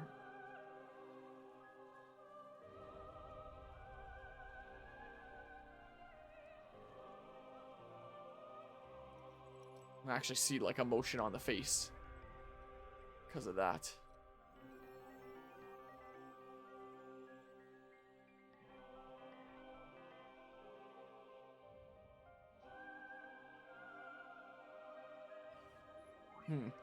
Definitely fucked up that Kraid hasn't been in Prime. I know, right? The disrespect. This is unjust. It's all messed up. This is the secret Silex scene, which is 100% reward.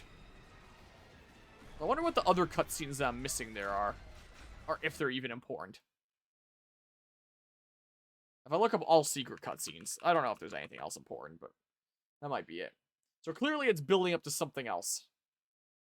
Yeah, secret Silex thing. Yeah, okay, whatever. I want to see this now, though. I don't want copyright music. Like, God. Well, Truly. Okay, well. Yeah, alright. I guess that's Metroid Prime 4 there. So yeah, overall, I enjoyed the game. But, yeah, definitely far from perfect. And clearly not a standalone thing. Clearly not like, hey, here's the Prime trilogy of the whole deal with Dark Samus and Phazon and all that. The whole Phazon trilogy. And then Prime 4 is just the stuff with Silux. Clearly they are building up to something a little bit bigger here. Probably another trilogy, if I had to guess. So maybe a Prime 5 and 6 at some point, assuming this game performed well. I know that Metroid's in a really weird kind of place nowadays, but it's making a bit of a comeback, and if Nintendo puts enough faith in it that they're like, hey, we do want to continue with this, I'd be intrigued to see more Prime games, and I'd be intrigued to see another 2D game from the team that made Dread and see what would happen in a 2D Metroid game where Samus has Metroid powers. I'd be a little bit curious about that, but maybe they want to end things there. Who knows? I'm not sure, but I'd be down for Metroid 6 and a Metroid Prime 5 and 6. I'd be down for both of those. But for now, I have done, okay, yeah, it's probably just gallery images then. I'll probably look those up online, and I'm probably gonna remake some of my thumbnails with some of those, because it's gonna make them look cooler, more visually satisfying. So with that, I have now completed every Metroid game with the caveat of the most recent version of ones that got remakes. So I haven't played 1 or 2, I played the remakes of them. So with that caveat, I've played every Metroid game on this channel, except for Other M. So one of these days, I do plan on, in 2026, probably playing Other M. Assuming it doesn't mess up like our flow with my whole Metroid series playlist where I'm going through the games in order there. I went through the 2D games in order of 1 to 5, and then the Prime games in order. So if anyone's ever watching my Metroid series playlist in order there, and there's gonna be a Prime 5 and 6, part of me is wondering like, should I actually wait until Prime 5, and then we have like these games in order, and then we're kind of in the story flow, instead of my series playlist being like Prime 4, then Other M randomly, then Prime 5 and 6 or whatever the heck. But who knows how long those games are gonna take to come out, so maybe I'll just do it anyway. That's what I'll probably do. I probably should have done Other M before Prime 4 here, to get a little bit more, a more natural kind of breakpoint to put in. That's, I don't know, I'll probably do Other M at some point here. Then I can say that I've truly done the entire Metroid series. I think I have it on my shelf back here. I bought it at like an antique mall for 20 bucks, I think. So I think I have it somewhere on the shelf. Or maybe I put it, I put it somewhere. Where the heck? That's Prime 3. I have my Prime trilogy there that I could spot. Where did I put Other M? I own it. It's around here somewhere. Whatever. Somewhere it is around here in this room. I don't know where. I bought it for like 20 bucks. So, I'll probably do it at some point. Unless I decide, oh, there's so much other game stuff going on. Let's not be in any rush for Other M. And then we're in a little bit of a better flow of like the whole Prime series. And then Other M truly at the end. I don't know. Who knows how long it would take for any other game. So I might just get it done for the sake of getting it done. I don't think it's particularly long either. So like, I think I was planning about doing it at like some sort of LAN event or during half of a 24-hour cherry stream or something like that. How long to beat Metroid Other M? It is Other M, so losing it is reasonable. So I've heard. So I've heard there. 9.5 hours. So yeah, you know, I could ham it out during like some 24-hour cherry stream or some LAN event or something like that. But I did it during a 24-hour cherry stream, it'd be half and half with another game. And I was thinking about doing that next year. I was thinking about potentially doing because I'm going through the Metal Gear series as part of like 24-hour cherry streams, and I've just finished Metal Gear Solid 4. I was thinking maybe I do Rising Revengeance during Janland next month, and then maybe during the next 24-hour cherry stream, I might go half and half with like Portable Ops, because that's on the shorter side too. Metal Gear Solid Portable Ops, and that's the next one I would have after that. 11.5 hours, do half this, and then the other half of, gosh dang it, then like the other half Other M. How do I get back to Other M now? Or something like that. That was one idea I had in my mind. We'll see if I actually go through with that. And then we have a little bit of a half and half 24-hour cherry stream of the games of the respective series from what I've heard. I don't know, it's an idea. Well, I'm not going to make any guarantees right now, but that's kind of the ideas floating around in my head right now, so maybe. We'll see if I do that, and then I can say that I've done all the Metroid games. And then, after playing Metroid Prime 4, if I want to get a truly sour taste in my mouth, maybe this'll be the way to go. Who knows? So, I don't know, that's an idea. I'm not going to make any guarantees, but I would like to do it at some point. And then, with it being kind of short, maybe I'll do it at like a LAN event or a 24-hour cherry stream. Or who knows, if I get occupied with other stuff, maybe there's no rush on it anyway. Get in the flow better of the new Prime games. And then have other M truly at the end of my Prime series after this whole thing going on with Silux is resolved. I don't know. That's my idea right now. Look, I beat it on Christmas Day. I did it in time! It's a Christmas miracle. Truly. That was Metroid Prime 4.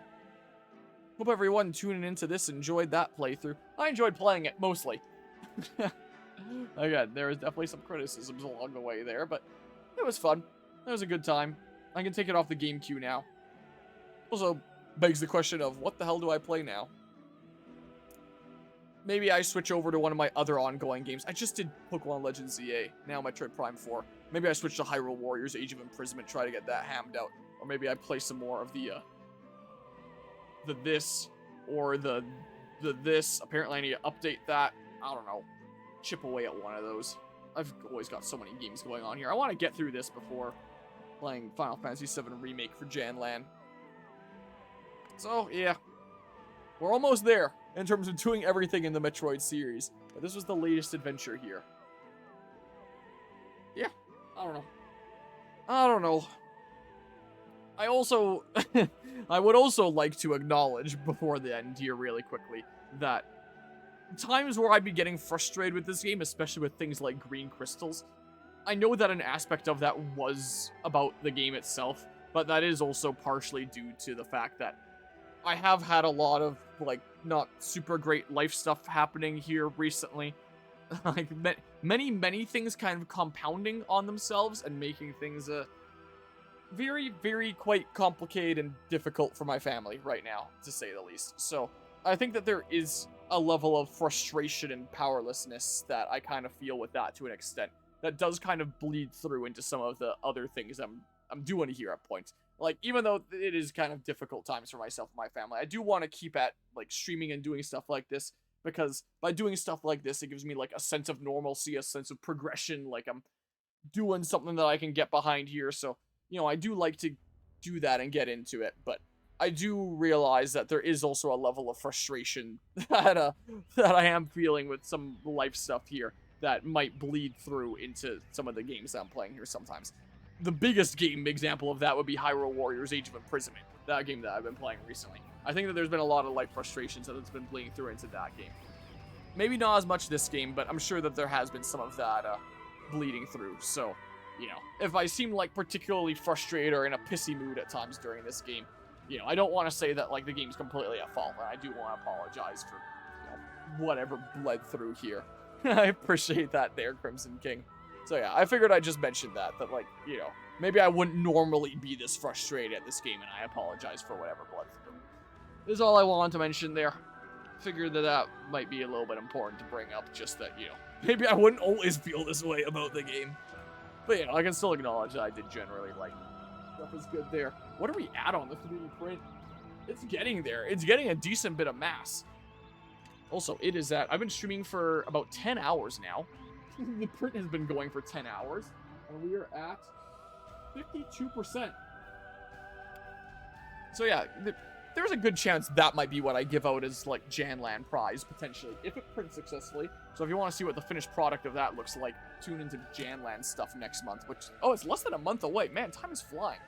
Janlan's January 23rd to 25th. That's the next LAN event that I'm doing here. I don't know why I'm showing my calendar as if you can see it when you can't.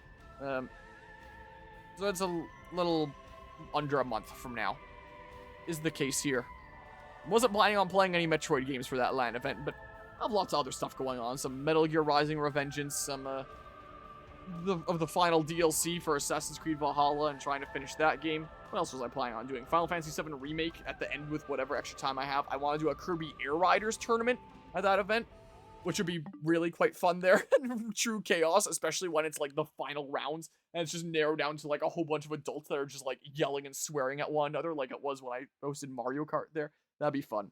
There's a couple smaller games I wanted to try and ham out there as well. So, you know, I've got lots of fun stuff planned for that event. And other I'll do it one day. We'll see. But yeah, oh shit, the 3D printer is awesome. Thank you. Kirby Air Riders is really dope, which is why I really want to run a tournament for it there. I think that'd be a whole lot of fun. So I like doing tournaments at different LAN events.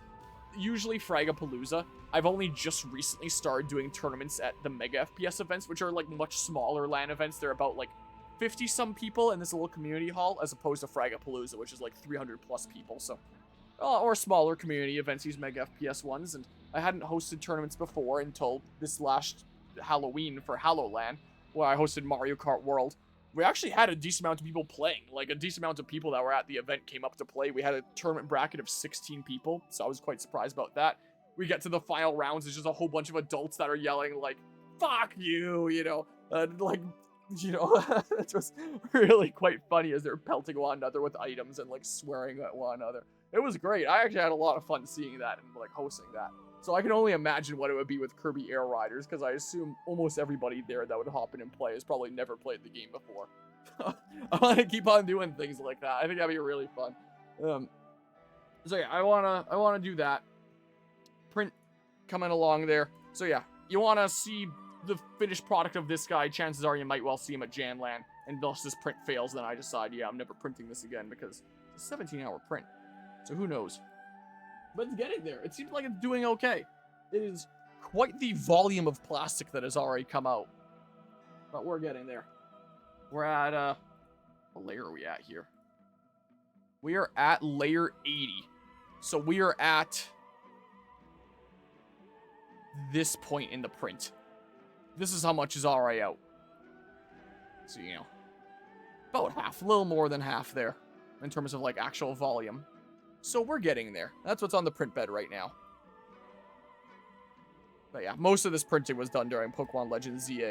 And it's gonna keep on going into the next game that I switched to in stream. And it's gonna keep on going past that. It's gonna be finished sometime this morning while I'm asleep. Assuming I don't have to, I'm gonna have to stay up a little bit to color change it or set an alarm. Because it's gonna be printing blue for a while yet. I still have plenty enough blue, it's okay. Anyway, I'm just rambling at this point because I'm running out of things to say. Might well take a bit of a break here, and then we'll switch to something else. That's what I'm thinking. Get up, stretch my legs, grab something to drink. Part of me wants to keep talking about this, but if I do, I'm just going to keep on saying the same things over and over again like I already am. So, I won't then. I'd like to do some more gaming tonight. I don't know, I might actually do it as a poll. That's what I did when I did Pokemon Legends ZA. I might actually make a poll here, and then you can vote among which of the things should be done next. Yeah, Metroid Prime 4 is done, so let's switch things up for now.